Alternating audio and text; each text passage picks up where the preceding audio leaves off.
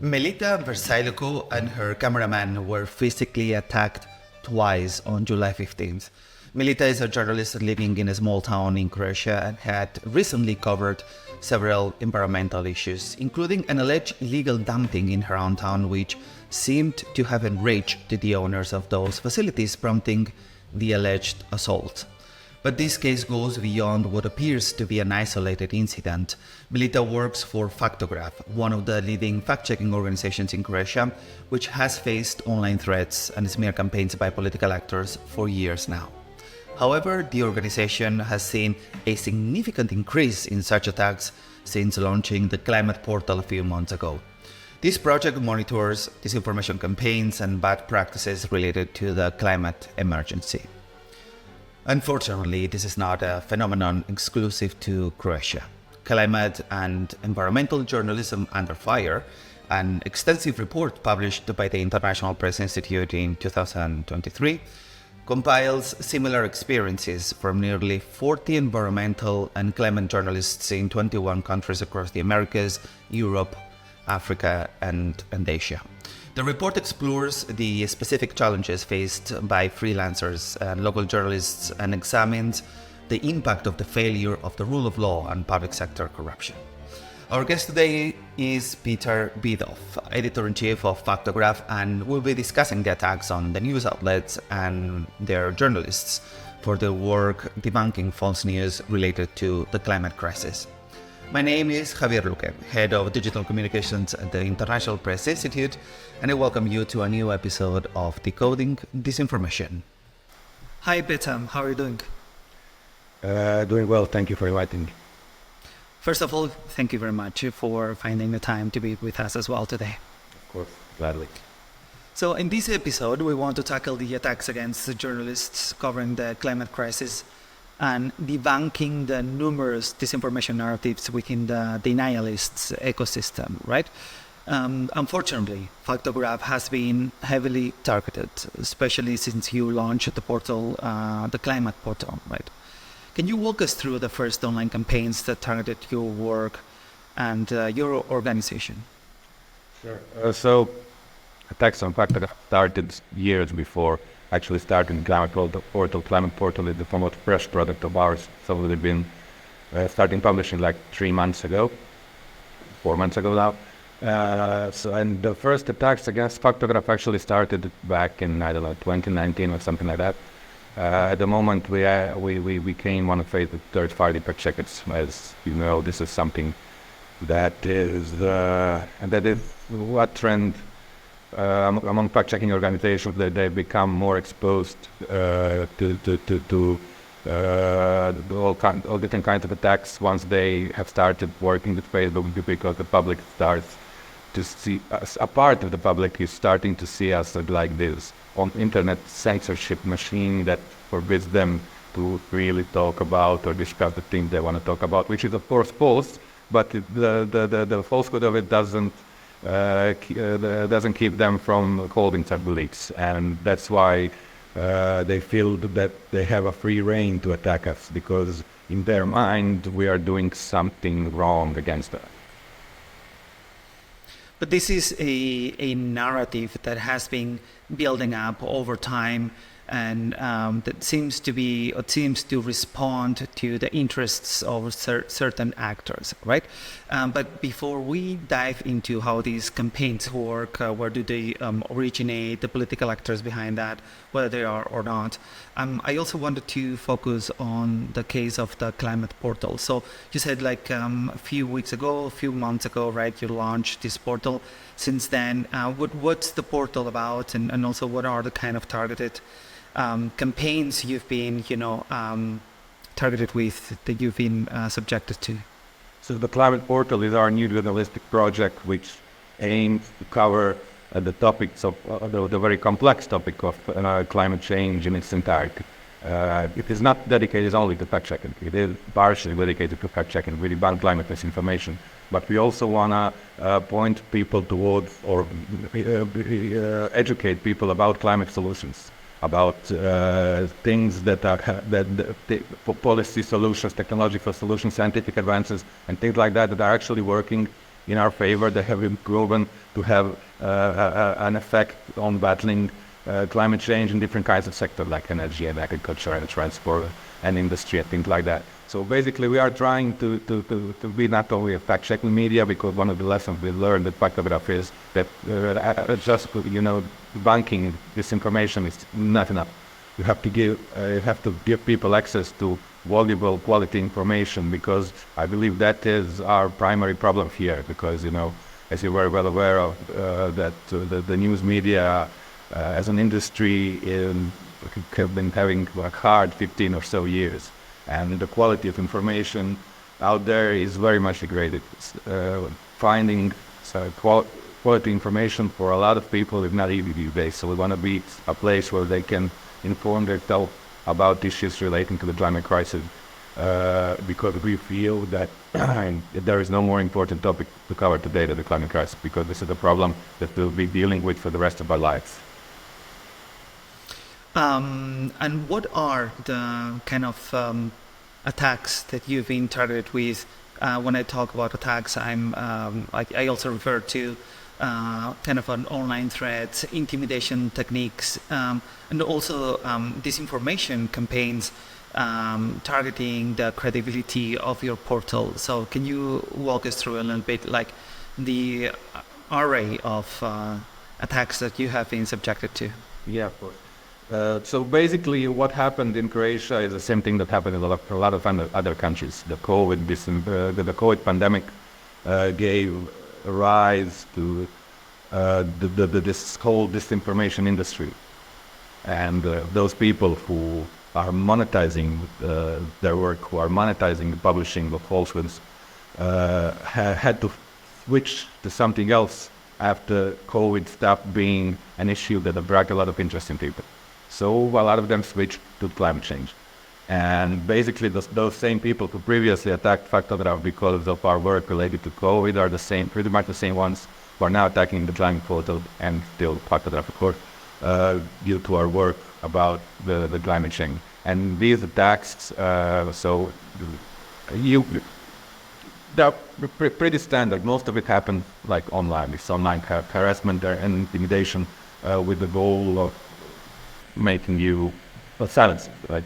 And so you get threats, you get insults, a lot of them. But what really drives a lot of these attacks is when a public figure, usually a politician or someone like that, starts, publishing hateful content aimed at us, aimed at discrediting us, and libeling us. That is where we see, them sending their followers our way, trying to intimidate us and such. The first case we can like that with the climate portal was just a few weeks after we started, when prominent right-wing politician, very popular in social network, actually, started attacking the climate portal, accusing us like we're misusing public funds for our end, that we are lying about climate change and things like that. And then you see hundreds and hundreds of people coming to our social network pages, sending us emails and things like that. So these attacks are somewhat constant, but they are always intensified once a public figure, a prominent public figure, has a large online following, joins in the attack. Can you walk us through kind of the pattern, right, of the attacks against you? Because what you're just mentioned now, this is kind of a diagram of these types of attacks, to discredit the work of fact-based news outlets and quality journalism, right, that we have observed in other countries across Europe. In the project Decoding the Disinformation Playbook, which, by the way, for our audience out there, Faktograf is one of the partners of this joint initiative together with the International Press Institute and TATS as well, the Tagezeitung in Germany. Because you were mentioning about this kind of attacks, right? In which the first step of one of the initial steps is some sort of political actor, either state actor or not. It could be, the leader of a political party, basically launch or instigate like this barrage of threats and intimidation by pinpointing, like to your media, just sending everyone to the news outlet, in this case Faktograf, right? Yeah. And then there's kind of a second layer in which the social media, let's say, bubbles in which these influential figures actually navigate picks up on their, and does message and disseminate it way faster, right, and way farther. Yeah. And then there is, and I want to know whether this is also your case, in which, in other cases we have observed that there is a whole ecosystem as well attached to this one on social media of fringe media or propaganda news outlets or pro-government news outlets in certain cases that kind of put this stamp of veracity on this disinformation campaign, on this fake, false news, basically, going around against you, so or against the news outlet. I want to know whether this is also kind of the pattern that you have observed in the case of Faktograf and Croatia. Not the pattern that we have observed. It's sort of like a chain of falsehood amplification, right? It usually starts with it usually starts with one of those fringe media. Those would be the kind of media who are pretending that they are news media, but they're not. They are web pages who are publishing a lot of content. Most of its content is completely unoriginal. It's copy pasted from somewhere online, and most of it is false. These are the people who monetize this information. They have issues with Faktograf and our work because they feel that we are guilty for losing their reach. Right, because a lot of them have been losing their reach because it's not as easy to distribute content on social network as it used to. Then you. So this is like this base layer. They publish a lot of falsehoods about Faktograf and Faktograf journalists personally because they don't like the work. Then you got politicians who are usually right-wing populist figures. Who recognize that there is an advantage in it for them to treat us not as journalists but as political opponents, or perhaps a better word would be political enemies.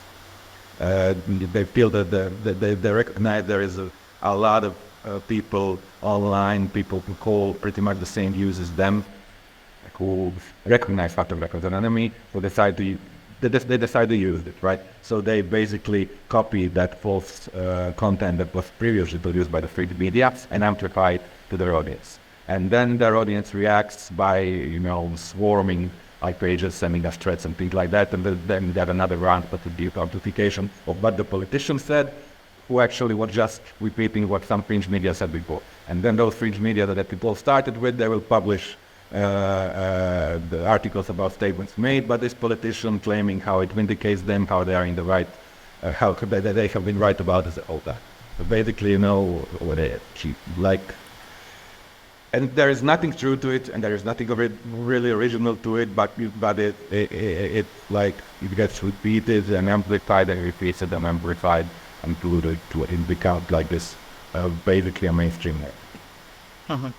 So when you repeat a lie 1,000 times, that doesn't make it a truth, but it makes it a narrative that it's present, on the table, right? Yes, it doesn't make it true, but it makes it stick. It makes it a story that gets repeated all over and over again. And once you repeat it enough times, there will always be a certain amount of people, a certain amount of social network users, a certain amount of voters who will believe that this is actually the case. What do you think the objectives of these campaigns are? I mean, you've already talked about the monetization, you've already talked about a certain political gain, you've already talked about political agendas, but also, the financial agendas of certain actors linked to the climate crisis, right? That might have behind this attempt to discredit your work. But generally speaking, what do you think the objectives of these campaigns are? What's your goal? I think the objective of every information campaign is always to achieve some kind of an interest. It can be a political interest, it can be a material interest, but behind it all is always somebody's interest to achieve some sort of a goal. In the case of a right-wing politician, a populist politician, they are trying to use this to remain a relevant political figure, to get power, to get more votes in the elections. In the case, during the COVID the COVID pandemic, we had one of the major instigators of attacks on us was a prominent Croatian businessman who led a campaign against any kind of epidemiological measures that are meant to counter the spread of COVID, because those measures obviously hurt the economy and hurt his businesses. So there is always an interest behind it. So all these online narratives against Faktograf kind of create an environment where people feel that it's okay to target journalists, right? So, but this message is very dangerous, right? Because it kind of opens the door to all kinds of abusive behavior against the news outlets, against the journalists, including physical assault, right? And that's what happened with Melita Vrsaljko, one of Faktograf's journalists working for the climate portal that we were talking about before. So can you walk us through the events, please? Yeah, of course. So, like you said, this sort of adversary public discourse aimed at journalists is basically normalizing violence. It's normalizing. It makes it normal for people to threaten other people, for them to insult them without a really good reason, without any kind of sort of a reason. And the recent case of the physical attack against our journalists to use a clear illustration of where it can escalate to. So, Melita Vrsaljko is a journalist for the climate portal and Croatia. And she works remotely full time, so she's not in the newsroom with us at all time, because she's working from hometown of Nadin, which is a small, it's a village basically next to the town of Asia.The. And from there she is covering a lot of events, especially those related to ecological devastation, environmental devastation, in the place she lived, in the place that surrounds her. And she's doing an amazing job of it. And in doing that certain job, you know, a lot of people there are a lot of people who don't like it, because when you extensively report on environmental damage in some area, you are basically hurting the economic interests of people who are behind those investments. Like, for example, due to her work, an illegal quarry in a protected natural park had to be closed. Due to her work, a factory which had an illegal, basically a tent camp for foreign workers who were placed there in completely inhumane conditions, they had to close this place. So the people whose activities she is reporting on don't like it. And this serves, you know, like the basis for the hate campaign, hurting somebody's interests. And if this takes long enough, this is what can happen. And what happened actually was that she was filming this illegal dump in a public place. She was at a public road when this guy who uses this land where the illegal dump is physically attacked her and her cameraman who was with her. And at that time, she didn't really think of it as that big of a deal, right? Because this was in a public place, and it wasn't really an intense attack. He tried to keep her. She broke free. She came come up to that, and it was pretty much over. She decided that she doesn't wanna publicize this too much. She doesn't want to make herself the victim of this, because she, in her own experience, it wasn't such a big deal. It was an inconvenience that journalists sometimes have to go through. And then the day after, the daughter of this same guy came to her house, because this is the village, right? People know where other people live.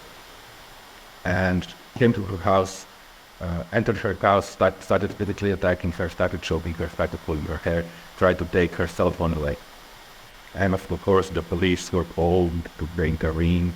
They took the attacker up for questioning, and unfortunately, since these two people, the father and the daughter who attacked her, are family members of a prominent local politician. The police basically decided to protect them. They decided that what they did to Melita, that it wasn't a criminal act, that it was actually a misdemeanor. And they classified it as a misdemeanor according to Croatian misdemeanor law. The sole problem with it being that the thing that they classify it as a misdemeanor, that they say this is, can only take place in a public place. Because this is the law against public service. So basically, what the police is saying, if you're a journalist and somebody enters your house and physically attacks you, this is a minor incident that's happening in a public place. Her home, where she lives, has basically been pronounced a public place in these charges that were brought misdemeanor charges that were brought against the people for that. Before diving a little bit more into her case, first, let me ask you, how is Melita doing right now? Melita is a strong person and an excellent journalist, and in the long run she invited to be fine. Right now, she, for one, she's physically hurt, right? She had to sit up actually. This is never a nice experience. And she's a bit shaken up because you get used to a lot of things. You get used to people threatening you. You get used to people approaching you on the street with something to say. But having somebody enter your home, it's a different kind of trauma. So it's hard. Of course it's hard. It's taking up psychological toll. But she, like I said, she's strong. She is determined to keep on with the good work she was doing, and basically she just wanted to continue with the job. Mm-hmm. I think that this case, unfortunately, raised a very important topic in this podcast as well, which is the kind of perceived vulnerability or perceived risks that local journalists face, and it's a completely different level to what journalists working in bigger towns or cities, right, can actually face, because somehow the harassers, in these kind of bigger towns and cities, they are kind of, of course it's very threatening and it can take a tremendous emotional toll, but somehow these harassers are kind of anonymous, or it's kind of an unknown threat, let's put it this way, right? But when we're talking about the local context, actually you know very well who are the people behind you. People knows you very well, and that actually puts the local journalist into completely different place. There's no firewall protecting these local journalists, because everyone knows where they live, who they are, who the family members are. So I want to know also what kind of support mechanisms, what is Faktograf doing, and also if you have experienced something like that as well with other colleagues from Faktograf or other colleagues in Croatia at all, working in a local environment.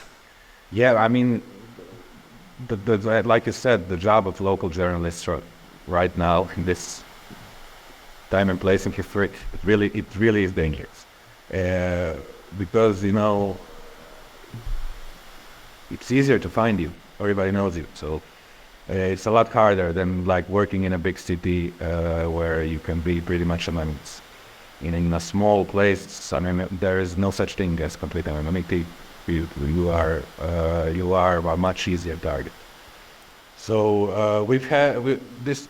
Unfortunately, this is the first physical attack we've had against a member of our newsroom. We had other.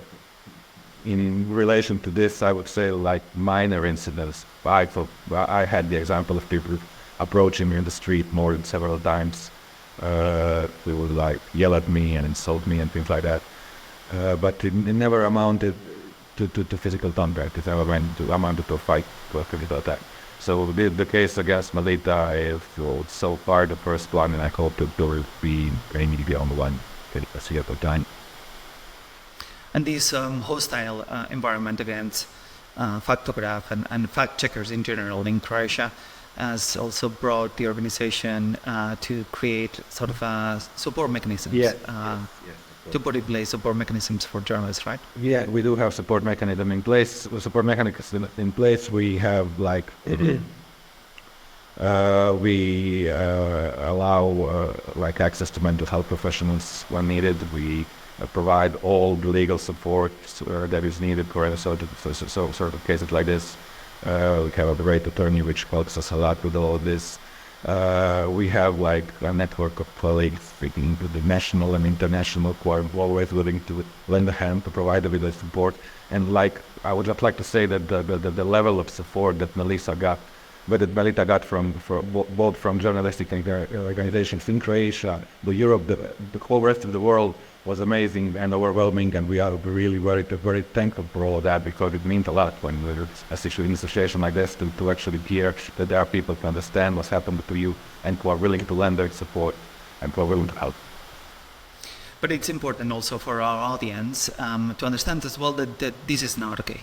So in the sense that it's totally fine that, Melita and many other journalists, receive the support from their own news outlets, from international organizations, from local journalists association, etc. But it is not okay to have this kind of hostile environment, against the media and against journalists exists, because while these kind of narratives targeting, news outlets and the credibility remain in place, the problem is that this kind of attacks can happen anytime. Yeah. Again, Yeah, these kinds of attacks that can unfortunately happen anytime, and this is something that we all have to live with. Like this, you have to live with this idea on the side of your head that you always need to be careful, that you can never relax too much, that you should always be aware of who's behind you, that it takes a toll. It is a sort of a psychological pressure that makes it harder to do your work. It is something that is definitely gonna make some people like doubt themselves more. That is make them work harder for them. That is like leading them towards self-censorship and things like that. So it's not easy to live with, but we unfortunately, and it's most definitely not okay, but we are unfortunately have accepted that this is the environment that we are working in now, and not just us. I mean, when you see what our colleagues are going through in different parts of the world, it makes it almost like stupid to complain, right? Because a lot of other people, a lot of our colleagues outside the European Union, for example, have it way worse than us.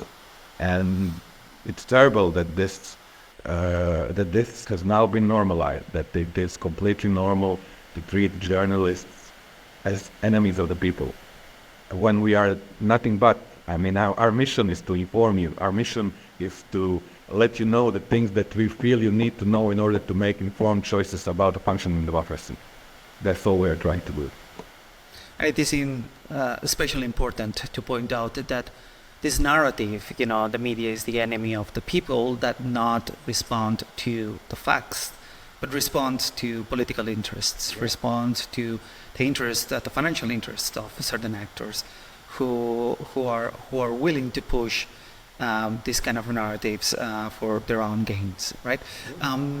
Just to wrap up this conversation, and I'm going to do it with kind of an open question, let's put it this way. So why does fact-based journalism matter? Why should attacks on journalism matter, not only to the journalists and to the news outlets, but also to everyone else? It matters because in order to function as a society, we need to have a shared sense of reality. So right now we are living in societies which are fragmented, in which different groups of people are living in different realities. You've got the realities of people who believe that there is like a huge international globalist conspiracy against them, who feel that they are under some sort of an assault that isn't real. You've got other groups of people who believe other kinds of things that are not real.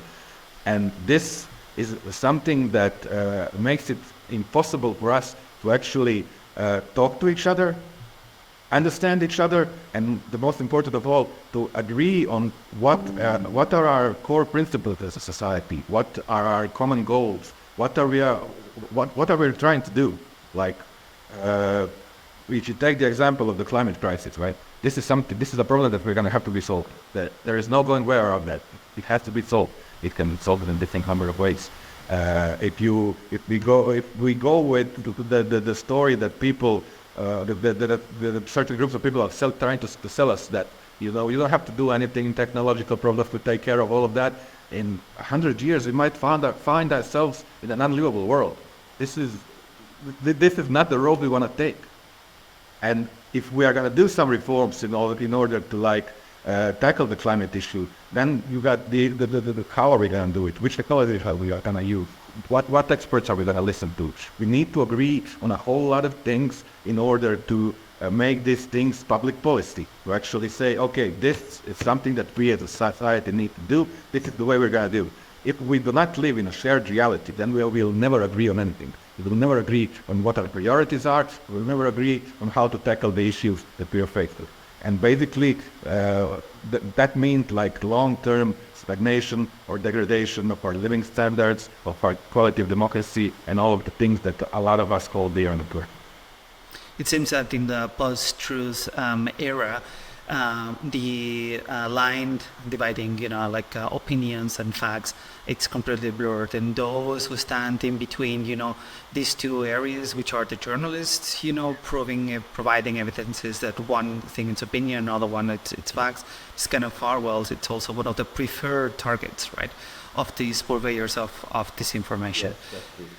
Yes, well, certainly, sorry. Of course, I mean, we have been talking about journalists this whole time, but a lot of other people have the same problem. Scientists have the same problem. Medical doctors have the same problem, right?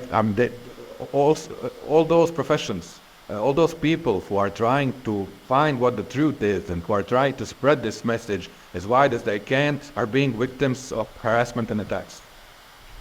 Yeah, we've actually observed in the past as well, not only in Croatia, but this is also important for our audience to actually understand that sources, scientists in certain regions in Europe, and I'm talking about Finland, for example, they are kind of giving second thoughts to even responding, to journalists to become sources, of journalists to attend, their questions and everything. Yeah. They do not want the exposure. They know that what comes with exposure is online harassment, and they do not want that. And I understand them about part of it. It's not a really nice thing to experience. It takes its toll. It brings a lot of pressure with it. So I understand the people who would rather stay anonymous, who would rather not participate in the public debate, because they know that once they do all decide to participate and they do try to say something, to voice their opinion, to share some important facts, that they will necessarily become the target of attack for a certain group of people.